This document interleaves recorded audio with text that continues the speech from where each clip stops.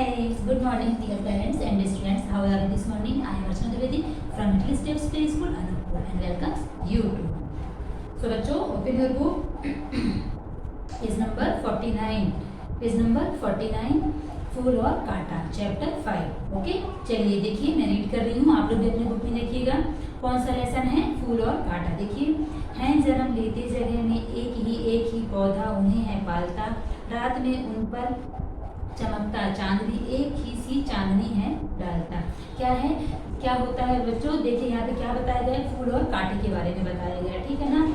है जन्म लेते जगह में एक ही पौधा उन्हें है पालता. क्या है, क्या होता है? जहाँ इंसान जन्म लेता है उन्हें क्या होता है, एक ही इंसान क्या करता है, पालता है. ठीक है ना. रात में उन पर चमकता चांद भी एक सी ही चांदनी है डालता. यहाँ पे क्या बताया गया है बच्चों? फूल के बारे में बताया गया है. ठीक है ना. क्या है कि हम किसी पौधे को जब हम लगाते हैं तो फिर क्या करते हैं कि हम ही उसे पानी देते हैं, हम ही उसको उसकी देख रेख करते हैं. तो क्या कहता है, जो सूर्य की रोशनी होती है वो उनमें जब पड़ती है तो वो चांद की तरह, चांदनी जैसे, चांदनी ऐसे चारों तरफ छिटक गई है उसमें, वो उसमें अपनी चांदनी को डाल देता है. ठीक है ना. ठीक है. फिर देखिए आगे, मैं उन पर है बरसता एक सी उन पर हवाएं हैं बही, पर सदा ही यह दिखाता है हमें ढंग उनमें उनके एक से होते नहीं. क्या है? मैं उन पर है बरसता, मैं मतलब पानी क्या होता है, उन पर बरसता है. ठीक है ना. एक सी हवाएं भी चलती हैं. ठीक है ना. पर सदा ही यह दिखता है हमें ढंग उनमें एक से होते नहीं. क्या होता है? पौधों में क्या होता है बच्चों? एक सा ढंग नहीं होता है. ठीक है ना. जबकि एक जैसा सारे पौधों के ऊपर होता है, जैसे पानी गिर रहा है, सूर्य की रोशनी पड़ रही है, रात हो गई है तो चांदनी रात जो होती है उसकी उजियारी वो सब पौधों पे पड़ती है. ठीक है. लेकिन क्या होता है, हमें ये दिखाई नहीं देता है कि उनके एक जैसे ढंग हो. ठीक है. छेद कर कांटा किसी की उंगलियां फाड़ देता है, किसी के वर वसन प्यार में डूबे तितलियों पर कतर भौर का है वेद देता श्याम तन. क्या होता है? छेद कर कांटा जो होता है बच्चों, अगर हमारी उंगलियों में चुभ जाता है तो क्या होता है, खून निकल आता है. ठीक है ना. और क्या कर देता है, वो हमारे हाथों को फाड़ देता है. ठीक है ना. और जो तितलियां होती हैं वो फूल की क्या करती हैं, चारों तरफ ऐसे घूमते रहती हैं, उसके रस को चूसती हैं. ठीक है ना.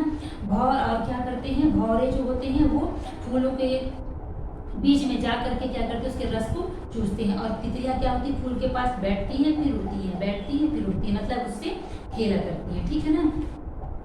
फूल लेकर तितलियों को गोद में भौर को अपना अनूठा रस पिला, निज सुगंधो निराले ढंग से है सदा देता कली जी की खिलन. यहाँ पे क्या बताया गया है बच्चों? फूल के बारे में बताया गया है. फूल के ऊपर क्या करती तितलियां, ऐसा लगता है जैसे फूल के गोद में जाकर के वो बैठ गई है. ठीक है ना. और भौरे क्या करते हैं, उसकी चारों तरफ गुनगुना करके भन की आवाज निकाल करके क्या करते हैं, उनका रस चूसते रहते हैं. ठीक है. और फूलों की जो खुशबू होती है वो चारों तरफ हमारे जो वातावरण है उसमें क्या होती है, चारों तरफ से उसकी सुगंध फैल जाती है. ठीक है. खटकता सब एक सबकी आंख में, दूसरा है सोता सुर शीश पर किस तरह फूल की बड़ाई काम दे, जो किसी में हो बड़प्पन की कसर. क्या होता है? फूल क्या करता है, वो क्या करते हैं कि जैसे किसी के शीश पर, मतलब किसी के जैसे भगवान जी हो गए उनके शीश पे चढ़ाया जाता है फूलों को, और क्या किया जाता है, और वो और मतलब उसका यूज हमारे जीवन में फूल को बहुत सारा यूज होता है. क्या होता है, तो उसको फूल को अपन भगवान जी में चढ़ाते हैं, उससे इत्र भी बनाया जाता है, और उससे क्या होता है, हमें बहुत अच्छी सीख मिलती है. ठीक है ना. किससे? फूलों से.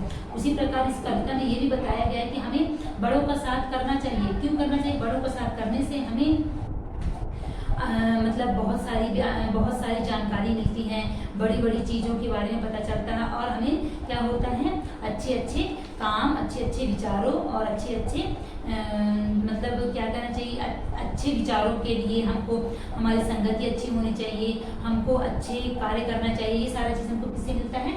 बड़ों से मिलता है. ठीक है ना. ये देखिए ये चैप्टर आप लोगों को कंप्लीट हो चुका है. इसके बाद इसमें दिया हुआ है क्वेश्चन आंसर. फूल और कांटे कहाँ उगते हैं, तो मैंने ये क्वेश्चन आंसर आपको लिखवा दिया. देखिए फूल और कांटे कहाँ उगते हैं, झाड़ियों और पौधों में उगते हैं. ठीक है ना.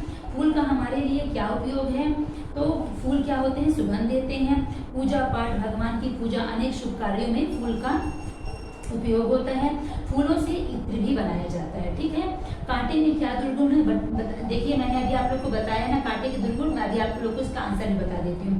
कांटे क्या होते हैं, चुभते हैं, और जहाँ चुभते हैं तो वो क्या होता है, खून निकल आता है। ठीक है, कांटे क्या होते हैं, कांटों को कोई अच्छा नहीं समझता, कांटों के जो विचार होते हैं वो बहुत ज्यादा बुरे होते हैं। ठीक है ना, ये सब दुर्गुण क्या होते हैं, कांटों के होते हैं। फूल और कांटे में आपको किसका स्वभाव अच्छा और किसका बुरा लगता है। ठीक है, फूल का स्वभाव हमें अच्छा लगता है, वह सुंदर, कोमल और आकर्षक है, उसमें सुगंध होती है, मन को अच्छा लगता है। और कांटे क्या होते हैं, बड़े दुष्ट होते हैं, जहाँ भी चुभते हैं वो क्या होते हैं, खून निकाल देते हैं, और हमारी क्या होते हैं, जहाँ पे अगर लगा तो वो हमारी बॉडी को मतलब हमारे शरीर को फाड़ देते हैं। ठीक है, कांटे के व्यवहार के कारण हमें उन्हें देखने की इच्छा नहीं होती है। ठीक है, सोचकर लिखिए कि कवि ने फूल किसके लिए कहा और कांटे किसके लिए कहा है।